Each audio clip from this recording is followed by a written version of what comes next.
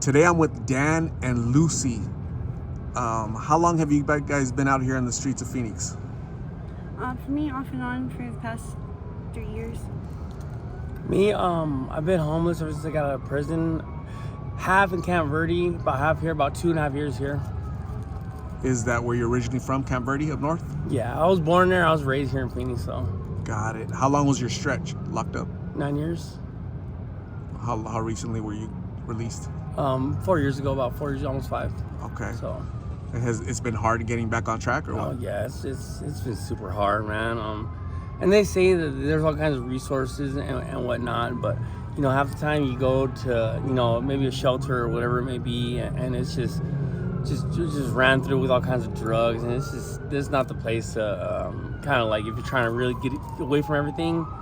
Lucy, 3 years ago is when you came out to the streets. What happened 3 years ago? I came back from Florida. I went to rehab there, and I came back here, and just kind of relapsed and fell into that drug scene. And since then, it's kind of been hard for me to get back out on my feet. Something very prevalent going on right now is blues, counterfeit fentanyl pills. Is that what you guys are using right now? Yeah, that's what I use. Why do you think this is so popular with everybody right now? I believe it's so popular is because a lot of people don't have nobody, or seemingly they don't have nobody, and the drug scene is like, hey, come hang out with us, you know, be part of our group, come eat cereal with us, and you know, we're all eating, or come hang out with us, we're all hanging out, or come stay warm with us, you know what I mean? And you end up just doing what they're doing, and it's usually the drugs. And Lucy, does your family know that you're out here? Yes. Do they offer any type of support? Not really, just because of the pills and me on them. You know, they want me to get off of them, and they're not going to help me until that happens, I think. But I think once that happens, I won't really need their help. Is that kind of like the tough love approach? I Like, think so. we reject you until you're clean and sober, and then come back to us? Yeah. What do you think about that approach? I don't think it's the right one. I think that an addiction for me, most of the time, what I need is encouragement. I need to hear people tell me that they want me around, because if I hear them tell me, I don't want you here, or we don't want to love you anymore, it's like, well, what's the point? What's the point in getting sober if there's nothing to get sober for? Dan, how's your family feel about you being out here, and are they supportive? No, to a degree, they're supportive in the same kind of sense that, they're trying to do the whole tough love approach thing. I don't believe it works, because the same kind of reasons.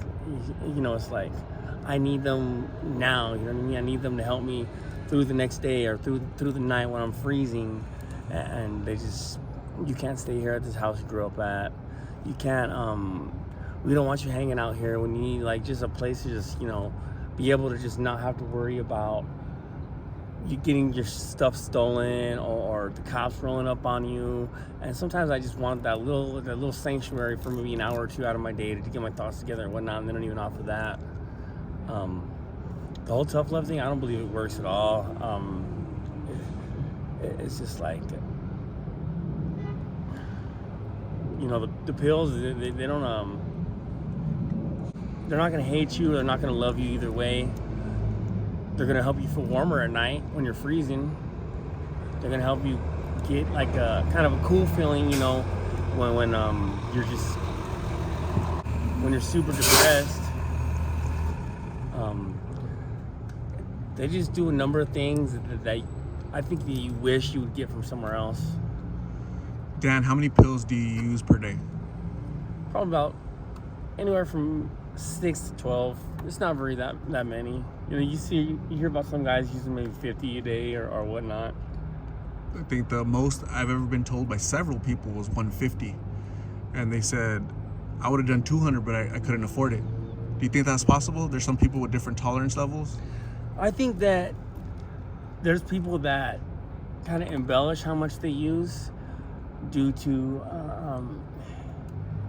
maybe social kind of status. Oh, I'm using this many, so my social, I'm right here, and how people perceive me and whatnot. You know what I mean? And when you hear somebody using that many pills a day, then obviously they're getting them by some kind of way, some kind of means. So, maybe they have a little bit more money than others, and that has to go with where they sit in the social status and whatnot. I think that's not really possible. I think maybe they're buying 150 pills and they're smoking them with other people. Maybe they sell one here or there, but the actual using 150 pills, a person, I don't think it's possible. Lucy,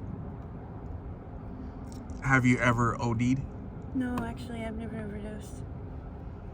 There's so many people that have, and just off of one pill, or their 10th time they try the pill. I was just notified last night by the cousin of somebody that I interviewed 7 months ago. 18-year-old Mariah, she passed away 3 days ago. My condolences to her family. Absolutely.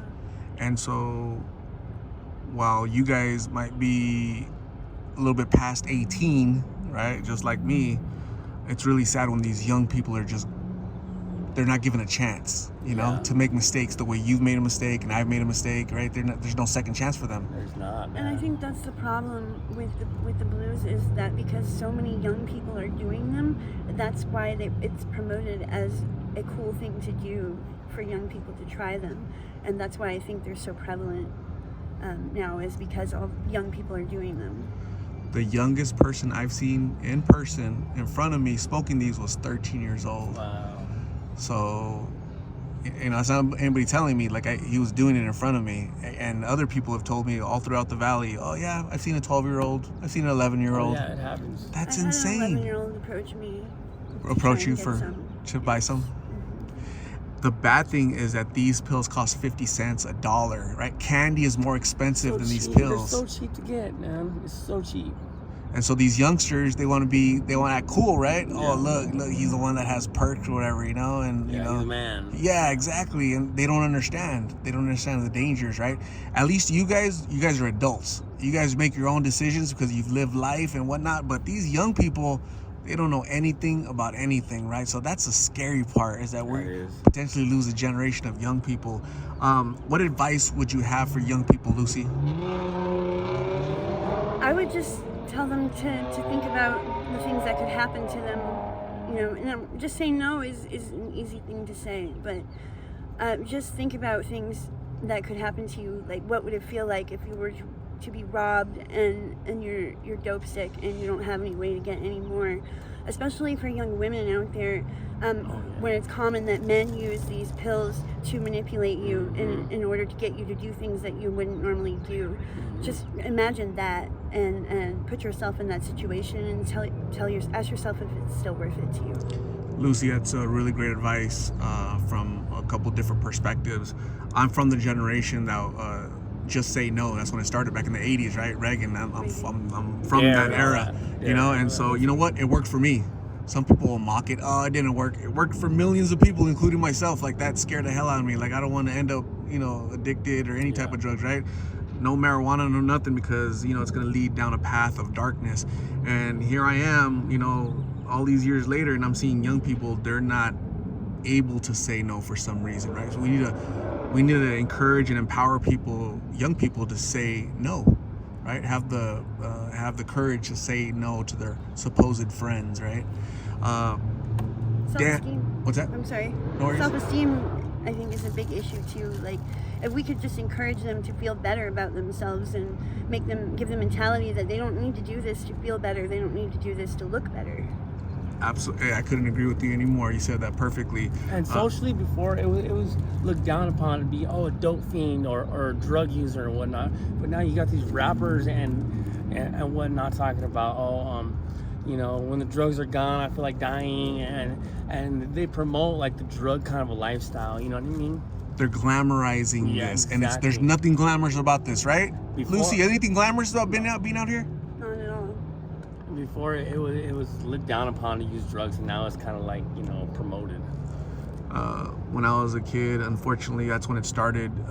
When it was looked upon if you were smart. You're on the honor roll. You're getting straight A's. You're like an idiot, a If nerd. you're a nerd, it's a negative thing. It's a negative Mhm. connotation, right? And so And now they're cool. yeah, They're the cool guys. yeah. So it's weird how that works. But Dan, what's your advice for young people? Don't pick up that pill, man. You say, oh, there's people that they smoke this many, that many. I got out of jail, right? And I was behind the 7-Eleven. I'm not gonna say where it was, whatnot. I was behind the 7-Eleven, man, and I just got out of jail. I just wanted, the urge hit me. People were smoking. I wanted to smoke a pill, and I hit the tree once, and I hit it twice, and you know, the third time I hit it, I woke up and I was soaking wet. Everybody that I knew, or the people that knew me, they were all yelling at me and saying, "What's wrong with you?" and like screaming, and in a panic, and the ambulance was already there. And I just got up and walked away from it, man. But I OD'd that day, man, and it was just because the ones around me, I just wanted to just be like, you know, be in the same kind of us, you know, level, whatever you want to call it, as them. And the best thing to do is just, if you have friends that do it, if you have people around you that do it, you know, it's all right. And be like, nah, I'm cool. I don't want that right now. You know, I'm okay. And you know, you may be looked at it like, oh, you're not part of the group, or you may be looked at it like, you know, they treat you like you're working with law, or you know, they treat you. There's all kinds of different ways that they'll treat you to maybe make you want to fall into that life again. You know what I mean? And just don't let the treatment get to you. Don't let it sway what you want to do. That's great advice, Dan. The first person that needs to listen to that is yourself, okay? I believe in you. Have faith in yourself, both of you, okay? You could do so much more with your lives. Don't give up on yourselves, even though you might not have the support of your family. There's people going to be praying tonight for you when they watch this, okay? So thank you very much for sharing your story. I really appreciate you. Stay safe. God bless you guys, and we'll talk soon, okay? Okay. Okay.